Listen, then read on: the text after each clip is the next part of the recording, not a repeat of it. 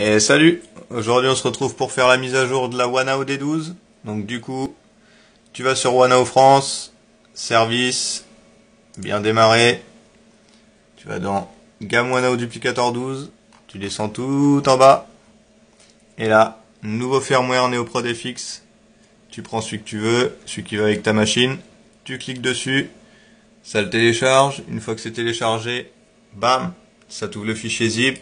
Tout le monde connaît, clic droit, extraire ici, tu as ton fichier, tu cliques, double-clic, et là, tu sélectionnes les 4 fichiers, clic droit, copier, tu colles dans ta carte SD.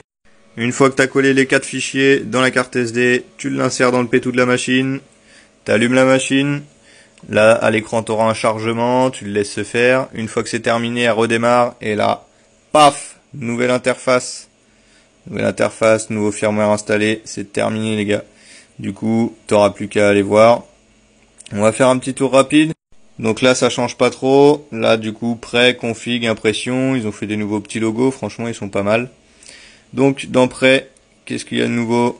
Préchauffe, extrudeur, déplace, home, leveling, filament, option en plus, arrière. Donc là, on change, ça change pas trop. On a toujours les mêmes.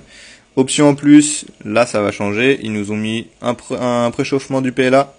Donc 200 la buse et 60 le plateau. Tu peux refroidir la machine. Après, une fois que c'est terminé, t'appuies, paf. Et là, ça refroidit. Bam, ça repart à zéro.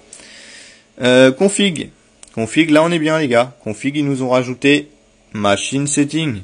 Et donc là, dans machine setting, on va avoir machine, température, motor, advance. Et là, dans motor, là on est bien. Si quand tu fais l'installation de la mise à jour du firmware, si ton Z il est à l'envers, tu vas dans Machine Setting, Motor Direction Setting, et là, tu vas dans Z Axis Motor Direction Inverte, bam, tu changes, et là il sera à l'endroit. Ça évite d'aller recoder le fichier, tout ça. Là on est bien. Tu peux faire aussi le réglage des steps.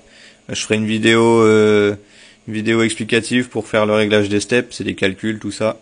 Donc si ça vous intéresse, je vous ferai une petite vidéo. Donc là, c'est terminé, vous pouvez faire votre mise à jour au top. Allez, franchement, NeoProd FX, il a fait du bon boulot.